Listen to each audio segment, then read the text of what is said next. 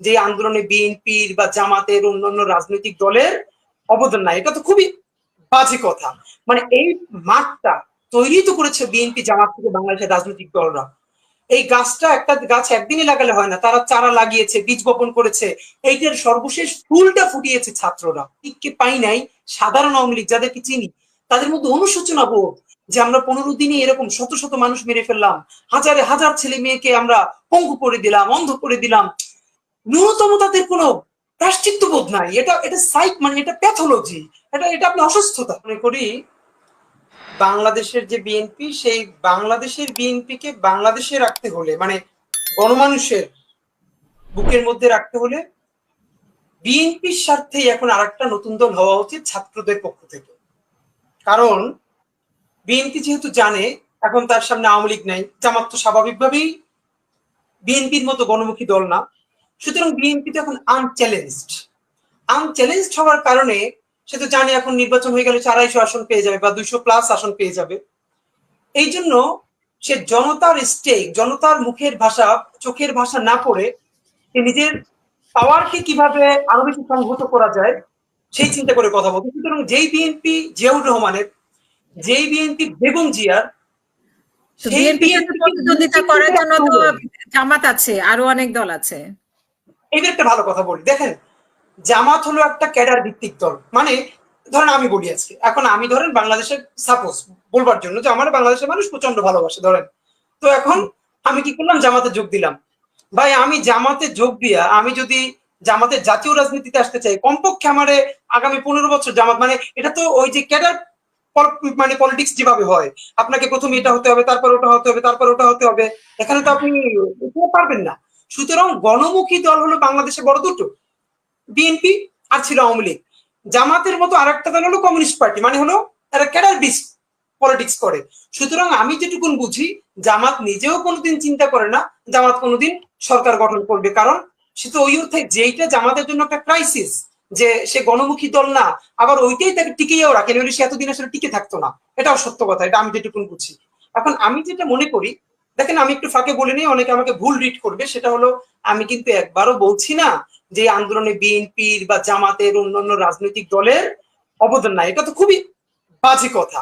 মানে এই মাঠটা তৈরি তো করেছে বিএনপি, জামাত থেকে বাংলাদেশের রাজনৈতিক দলরা। এই গাছটা, একটা গাছ একদিনই লাগালে হয় না, তারা চারা লাগিয়েছে, বীজ বপন করেছে, এইটার সর্বশেষ ফুলটা ফুটিয়েছে ছাত্ররা।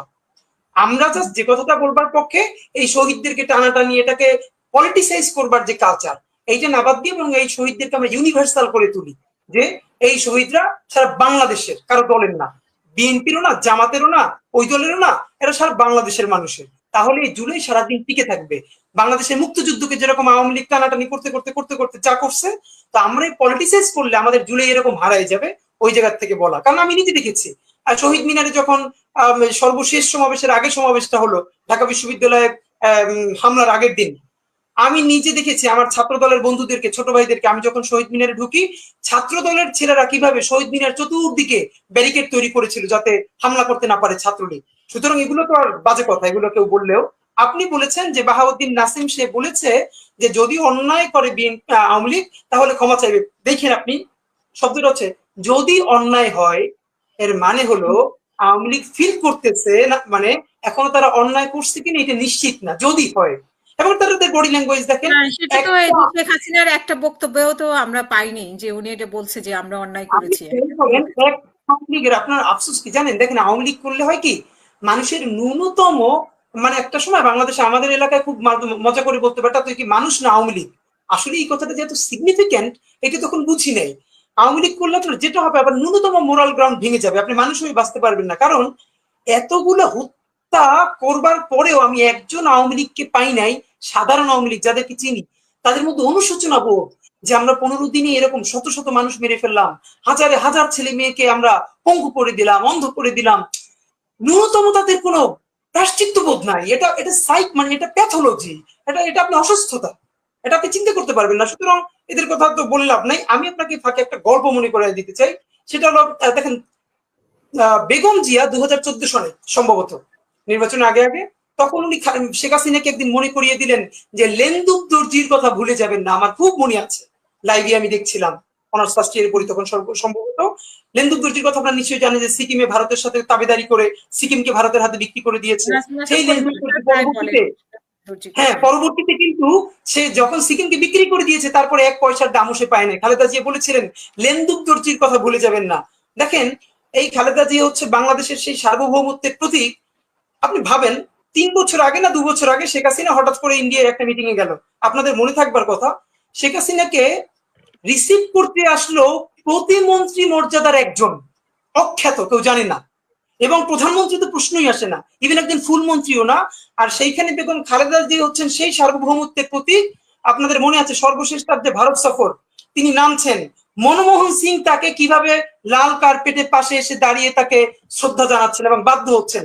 খালেদা জিয়া না ব্যক্তি না, এই পোস্ট যখন যে থাকে সে হলো ওই প্রতীক, ওটা বাংলাদেশ। যখন বাংলাদেশের পতাকা যায় না সে আর ব্যক্তি থাকে না। ওই খালেদা জিয়া ব্যক্তিটা হলো বাংলাদেশ হয়ে ওঠা।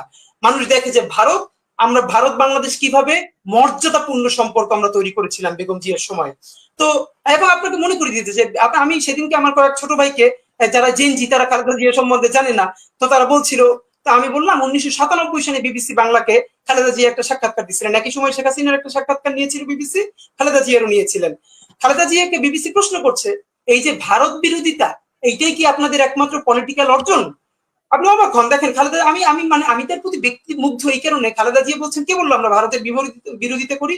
ভারত বিরোধিতা আমাদের কোনো এজেন্ডা না, আমাদের অবস্থান হলো বাংলাদেশের পক্ষে। সুতরাং বাংলাদেশের পক্ষে বলতে গিয়ে যদি সেটা ভারতের বিপক্ষে যায় বা অন্য কোনো দেশের বিপক্ষে যায়, সেটা তো আমাদের ইস্যু না। আমরা ভারত বিরোধিতা করবো কেন? আমরা বাংলাদেশের পক্ষে।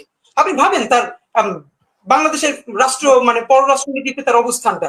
সেই বিএনপির কেউ যদি অমিত শাহর কাছে তার কোমরটা, তার মেরুদণ্ডটা এরকম নুইয়ে দেয়, ওইটা কিন্তু ব্যক্তি না। বাংলাদেশ ভাবছে সেই বেগম জিয়ার দলের একজন, যাকে মনমোহন সিং স্যালুট করছেন, আর তার দলের একজন ক্ষমতার জন্য অমিত শাহর কাছে এরকম মেরুদণ্ড বাঁকা করে বিকিয়ে দিচ্ছেন। এটা তো আমাদের জন্য লজ্জা। এই কারণ বিএনপি তো, বাংলাদেশ হলো, আমি সবসময় বলি, বিএনপি হলো সংসারের বড় ছেলে। সংসারের বড় ছেলে সব থেকে বেশি সবার জন্য কষ্ট করবে, এরপরে সবার বেশি বকা শুনবে। তো বিএনপি হলো সেই বড় ছেলে, সে সব থেকে বেশি কষ্ট করে, ক্ষমতাও সেই আসে, এবং আমার তাদের কাছে প্রত্যাশাও বেশি। এই জন্য তো আমরা তাদের ব্যাপারে কথাবার্তা বেশি বলি।